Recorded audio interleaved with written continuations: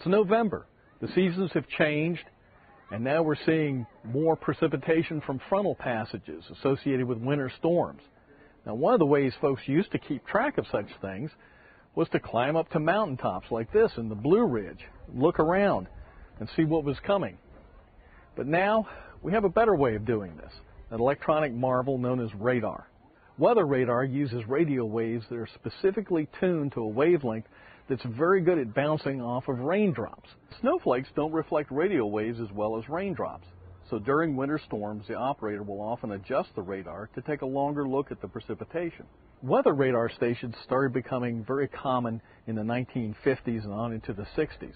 But this early radar could only tell you the position of an object, a storm, a raindrop.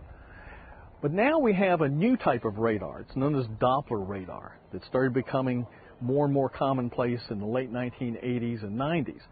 Now, Doppler radar works a lot like the radar that state trooper is using on the side of the road to keep track of your speed.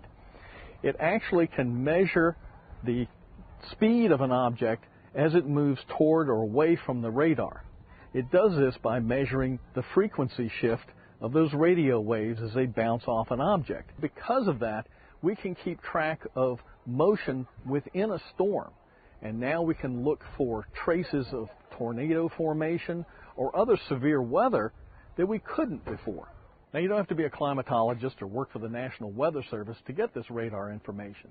You can just go online to radar.weather.gov. And I'm Jerry Stenger with the Climatology Office at the University of Virginia, wishing you a beautiful view from the mountaintop this November.